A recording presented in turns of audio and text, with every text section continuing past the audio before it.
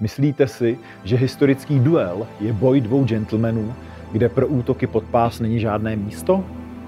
No, italský šermířský mistr Fiore de Liberi přímo vyučuje kop do genitálí.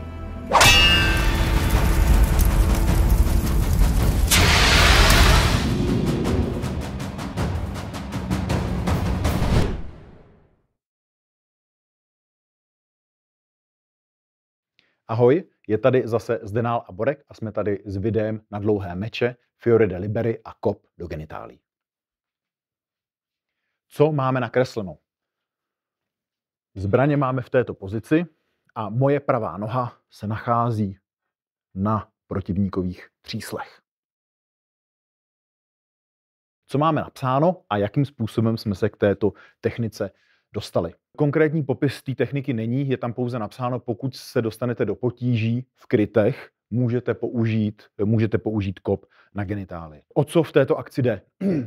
Soupeř na nás útočí, my provádíme kryt, to znamená bojujeme na této straně těla, to znamená kryjeme a pracujeme a bráníme horní terče a v tu samou chvíli provádíme kop na spodní terč a v popisu je doslovně napsáno, že kop je vedený na varlata.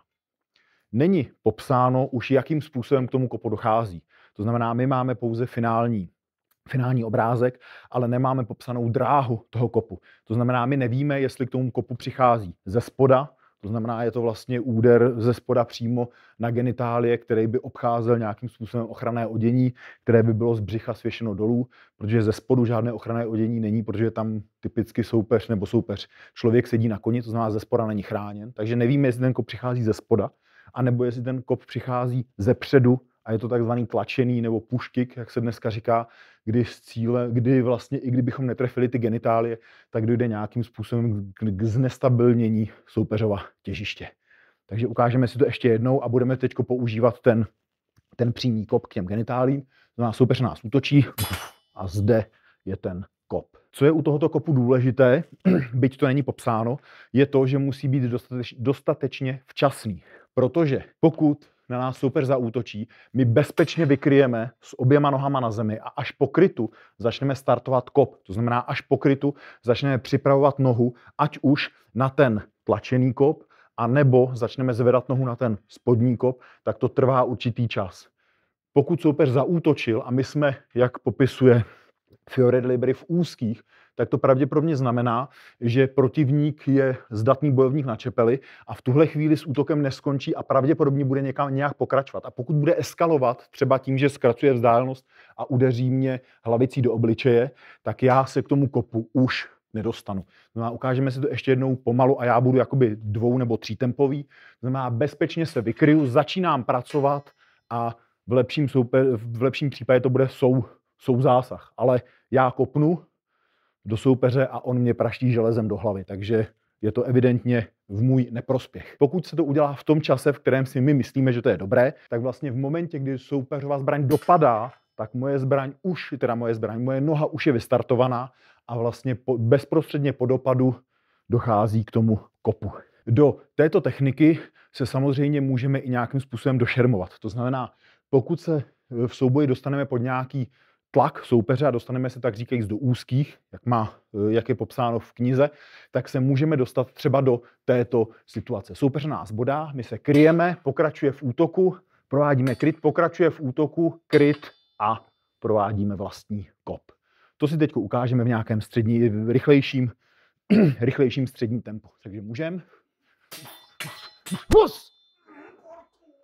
No, využijeme této pauzy k tomu, že bychom vás rádi poprosili, pokud se vám naše tvorba líbí, dejte nám like a odběr, a nebo pokud nás budete chtít podpořit, tak můžete i na Patreonu. Zdenále dobrý, ukážeme si ještě kop z jiné šermířské knihy, tentokrát Hanse Talhofera. Technika je velmi podobná, ale nekope se na genitálie, ale kope se na břicho. To, co je vyobrazeno, je velmi podobné, byť tam jsou mírné rozdíly. Naše zbraň nemíří hrotem nahoru, ale míří hrotem proti soupeři, ale stále se jedná o kryt. To znamená, pořád je to o tom, že útočí soupeř a my jenom ten kryt máme tak, že tady u soupeřovy hlavy je náš hrot. To znamená, do značné míry tady ten hrot soupeře nějakým způsobem zaměstnává a pravděpodobně se ho bude nějakým způsobem bát. A bude se ho snažit krýt, nebo respektive bude se snažit s tím hrotem pracovat. A Talhoferova pravá noha, zatni se mi, prostě opřu se o tebe, je v tomto stavu, to znamená je na soupeřově břichu a je mírně skrčená a v textu doslovně napsáno je vkroč soupeři do břicha. To znamená, tady už nemáme jakoby pochyby o tom, jestli je to vlastně nějaký rychlej kop, nebo jestli je to nějaký kop ze spoda, ale je tam jasně napsáno, že to je vlastně ten tlačený kop, který má za cíl toho soupeře nějakým způsobem znejistit, znestabilnit, v ideálním případě hodit na zem.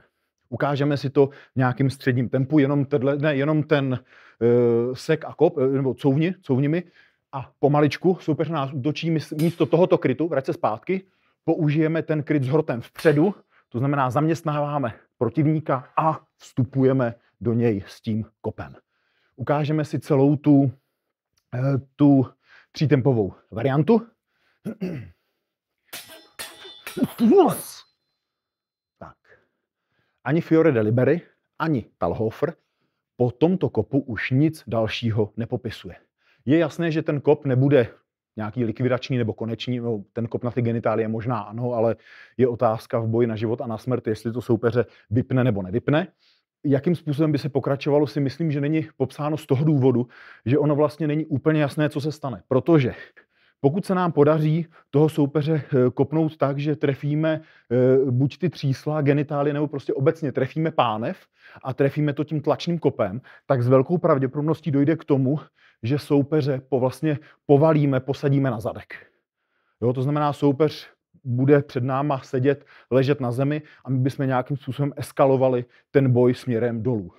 Pokud ale soupeři netrefíme ty kyčle nebo genitálie a trefíme břicho, tak vlastně, pojď jenom blíž, tak dojde k tomu, že ten tlak, který od nás dostane, je dozadu.